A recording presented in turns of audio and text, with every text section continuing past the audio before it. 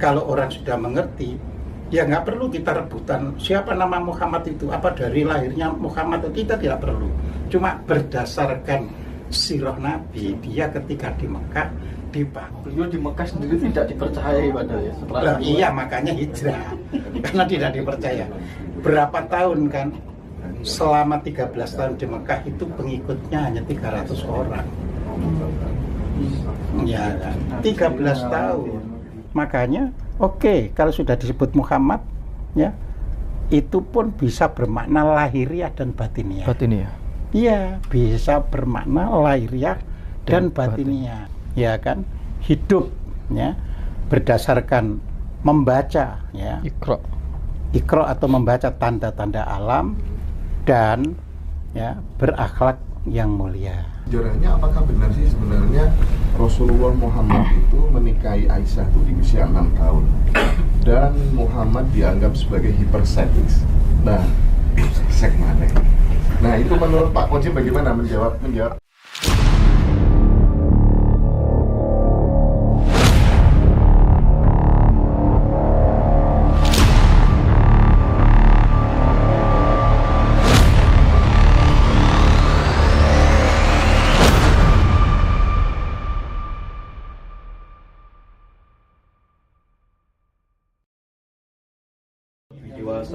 Nah, kan namanya guru kan orang yang bertanya ya macam-macam.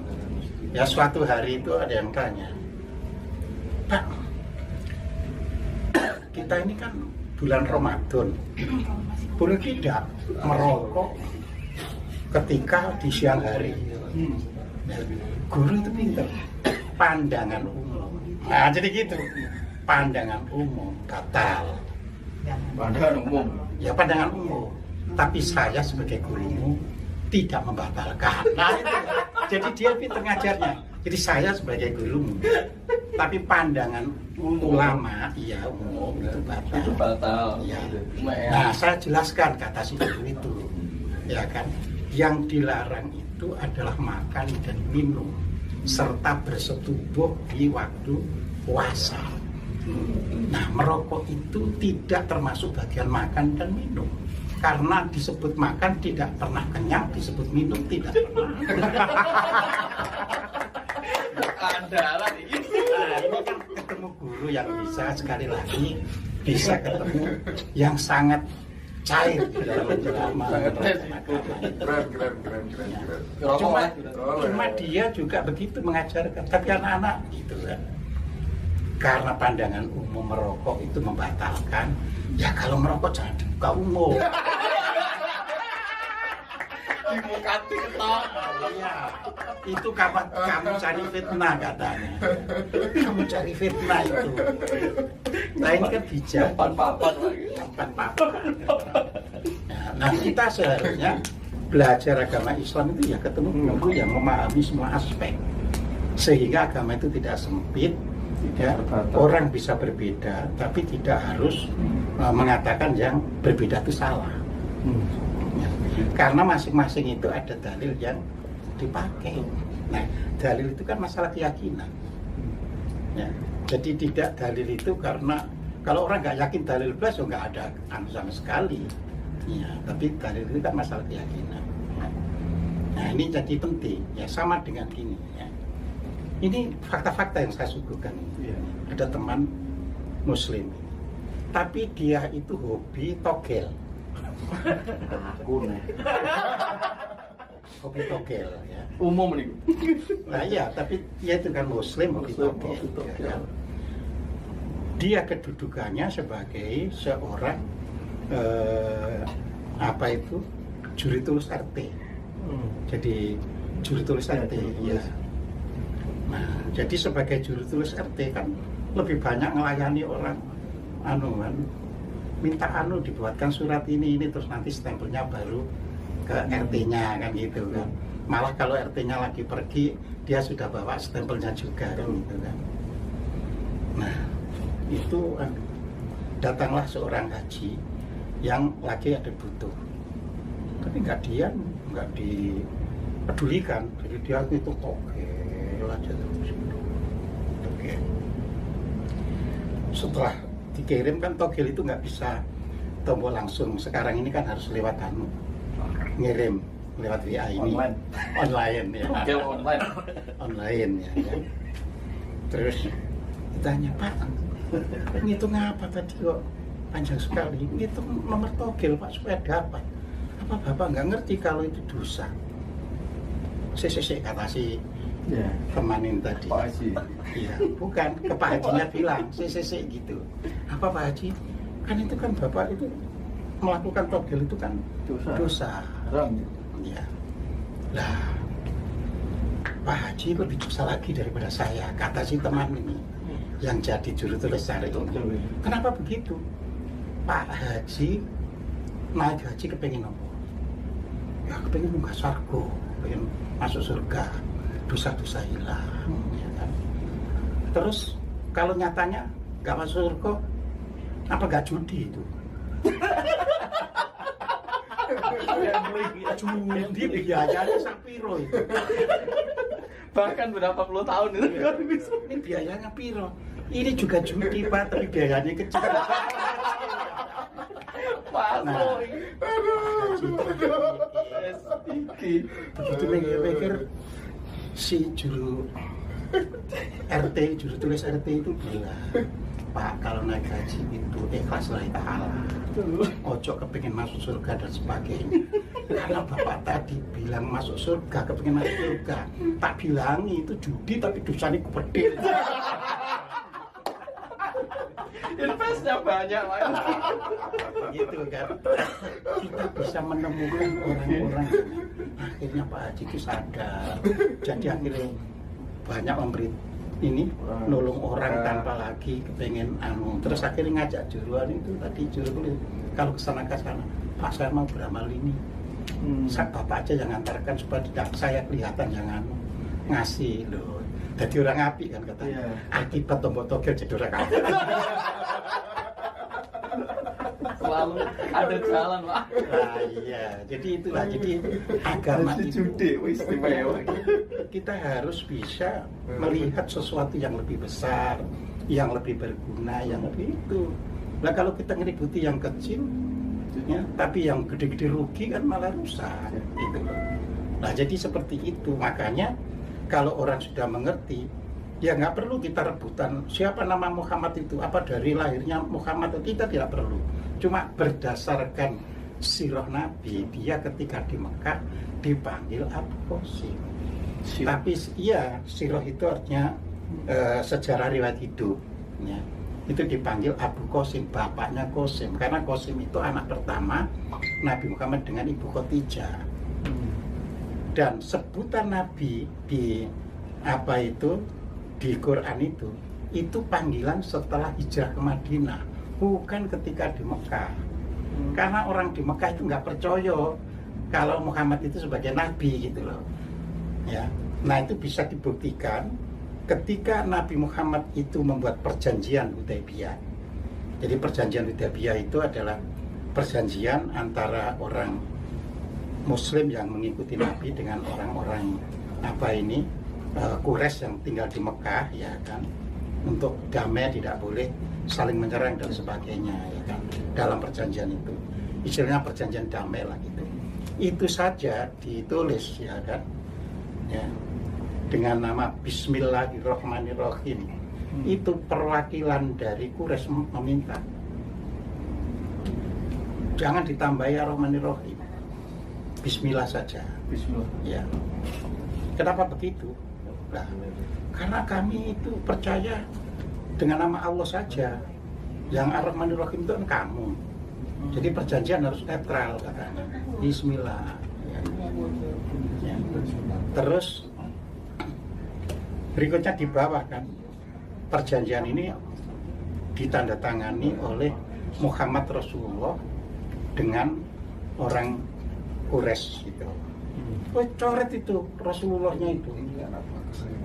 Nah, kamu ya gak ngaku kamu Rasul kok. Tulis namamu saja. Muhammad bin Abdullah dengan Harun. Ya, Dan Muhammad itu orangnya terpuji. iya, orang terpuji. Gelar juga ya? Iya, gelar sultan. Iya, jadi sebut aja kalau orang-orang Madinah nyebut kamu Muhammad, ya Muhammad saja, nggak perlu pakai kata Rasulullah. Beliau di Mekah sendiri tidak dipercayai padahal ya setelah Iya, makanya hijrah karena tidak dipercaya. Berapa tahun kan? Selama 13 tahun di Mekah itu pengikutnya hanya 300 orang. Ya kan? 13 tahun. Ya, nah itu kan berarti penolakan, ya kan. Nah, penolakan itu juga kita tidak bisa sekarang salah pakai nolak, ya itu kan karena ada kepentingan sosial. Jadi kepentingan tidak Nabi menguntungkan. ya bagi orang Quraisy tidak menguntungkan. Itu seperti di Indonesia orang yang benar-benar tidak dihargai, Pak. Jadi begitu. Jadi akhirnya Harus hijrah keluar. Nabi dengan budi pekertinya ya boleh. Jadi Bismillah ya kan antara Muhammad bin Abdullah dengan orang Quraisy. Udah bisa diterima. Luar biasa ya. Umar itu marah. Kau itu Nabi atau bukan? Kok disuruh ngilangi itu mau saja? Umar, kita itu harus punya strategi. Ya kan. Kalau kita membuat perjanjian tidak ada strategi, nanti kita tidak bisa memenangkan percaturan. Ya. Ya. Karena saya itu paham karakter orang Quraisy. Jadi nanti pasti dilanggar sendiri isinya perjanjian itu. Oke. Nah, makanya akhirnya dilanggar, terus nanti ada Fathul Makkah. Fathul Makkah. Ya itu karena terjadinya pelanggaran orang Quraisy terhadap perjanjian Hudaibiyah. Pelanggaran orang. Ya, terus akhirnya pada tahun ke-8 Hijriah Nabi ngirim pasukan masuk kota Mekah kan gitu kan. Yang karena dimenangkan Nabi maka disebut Fathul Makkah. Jadi Fathul artinya Makkah. ya proses membuka kembali kota Mekah gitu. Jadi semacam itu ya. Terus Nabi Muhammad mengatakan ya siapapun akan damai ya, baik iya ya kan hidup bersembunyi di rumah Abu Sofyan maupun tidak, karena kami hanya kesini hanya untuk ingin menegakkan perdamaian itu. Perdamaian. Karena sudah dilanggar, kalau dilanggar tidak ditegakkan nanti kacau balau gitu loh.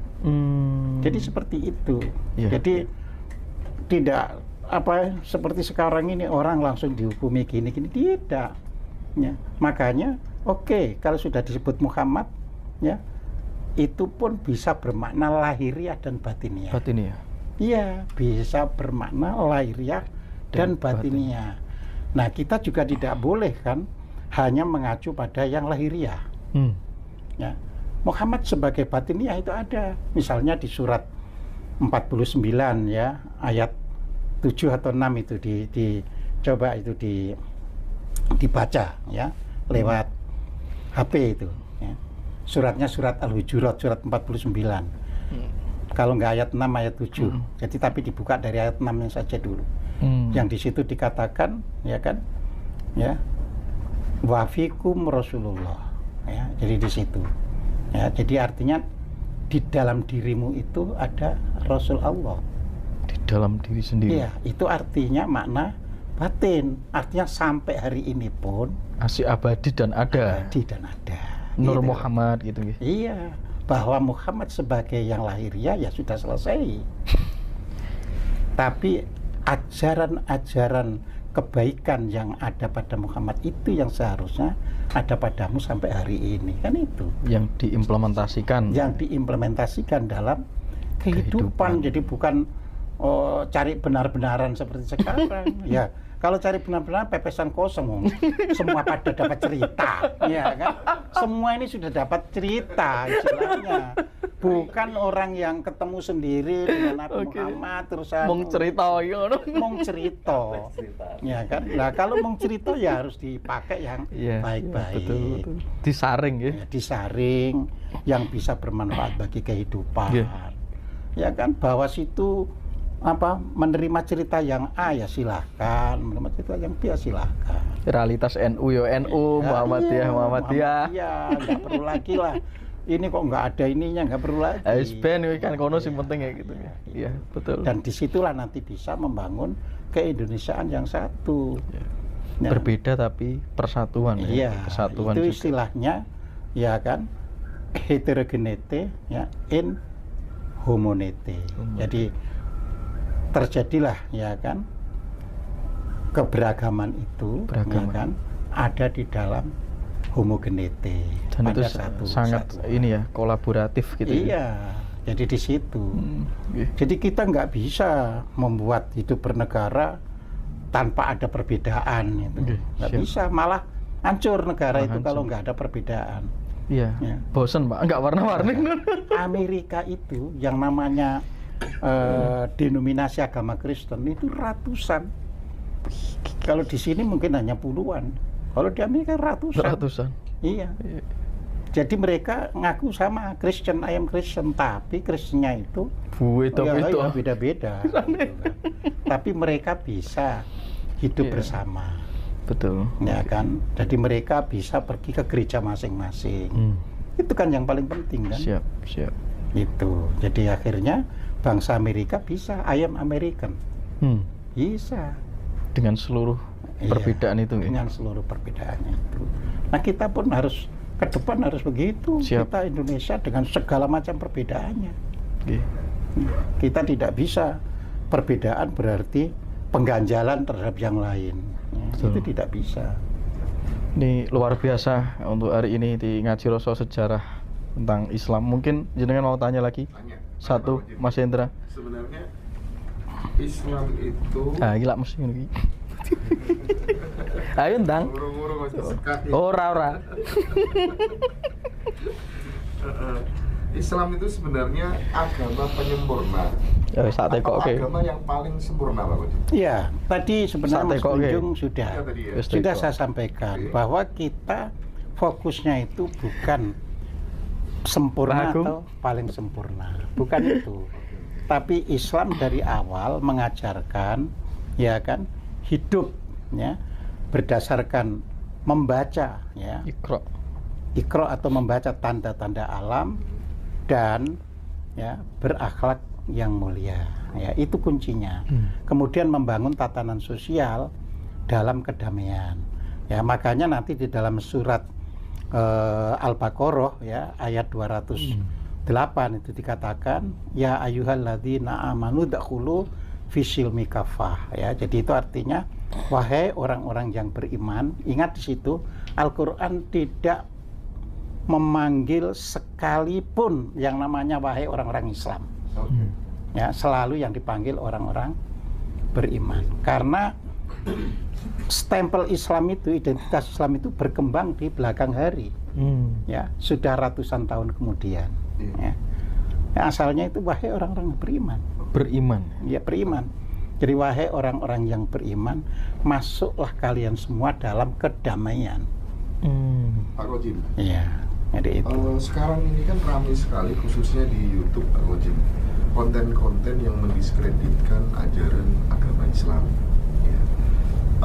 Mumpung ketemu Pak Koji sejarahnya apakah benar sih sebenarnya Rasulullah Muhammad itu menikahi Aisyah itu di usia 6 tahun dan Muhammad dianggap sebagai hiperseksualis. Nah, mana? Nah, itu menurut Pak Koji bagaimana menjawab? Aku melo-melo. Iya, begini. Sebenarnya itu bukan hanya sekarang ya sejak ini penjajahan Belanda sudah menanamkan seperti itu. Betul gitu ya kan. Dan cerita menikahi itu ya diperoleh dari hadis. Ya, jadi yang harus kita ketahui lebih dulu ya bahwa di dalam Al-Quran tidak satupun nama istri Nabi Muhammad itu disebut namanya. Ya, jadi bukan hanya istrinya Nabi Muhammad termasuk istrinya Musa, istrinya Nuh, pokoknya nama-nama istri itu tidak disebut. Mengapa? Karena budaya Arab itu adalah budaya laki-laki, ya kan? Dan bersifat misoginis. Jadi budaya laki-laki itu artinya ya segala sesuatu harus dipimpin oleh laki-laki. Nah, dan bersifat misoginis. Misoginis itu menomorsekiankan perempuan. Jadi kalau di dalam budaya Arab sampai hari ini ya kan, terutama yang masih di desa-desa ya, itu kalau ditanya orang misalnya berapa anakmu itu biasanya yang disebut hanya anak laki-laki. Iya. Oh. Jadi anak perempuannya nggak disebut. Jadi kalau saya punya anak 3 itu maksudnya punya anak 3 laki-laki. Ya, perempuannya tidak disebut, ya kan? Ya. Saya pernah jalan-jalan, ya kan, dapat dikatakan di lorong-lorong kota di Mekah, ya, dan Madinah. Itu saya lihat sekolahan. Saya lihat sekolahan, ya kan? Kok tulisannya selalu Banun? Banun itu berarti sekolahan ini isinya hanya laki-laki semua. Nah, logikanya mungkin di sana ada yang perempuan di sasana. Ternyata tidak. Memang laki-laki. Ya, memang hanya laki-laki. Itulah sebabnya 50% penduduk Arab itu masih buta huruf. Ya. Karena ya berasal karena perempuannya pada tidak sekolah. Ya. Yang sekolah-sekolah itu adalah perempuan-perempuan yang anaknya para penggede, ya. Jadi yang anaknya orang desa enggak. Maka gelar imam itu pas laki-laki ya, gelar imam gitu. Iya. Itu terbawa dari tradisi itu. Iya, itu tradisi. Ya. Nah, ini kan harus bisa dipahami dengan baik, ya kan. Jadi itulah sebabnya di dalam masyarakat Arab ya sekolahan saya nunggui dia sampai keluar, oh iya laki-laki semua. Lanang kafe. Iya, jadi di situ. Jadi itulah yang kita sebut kalau ingin tahu realita dan faktanya ya kita memang melihat bukan katanya itu loh. Nah, sedangkan kalau kita nerima ajaran-ajaran agama itu kan lebih banyak katanya daripada ceritanya oke gitu. Daripada mengetahui sendiri. Mengeksplorasi gitu kan. Jadi di situ. Jadi itu tadi. Satu lagi Pak Ujung. Ya nanti saya jelaskan dulu, ya kan? Kan tadi yang dipanggil itu kan orang beriman. Ya kan? Nah, orang beriman inilah nanti setelah sekian ratus tahun diberi identitas nama Islam. Itu jauh setelah itu. Setelah sekian ratus tahun.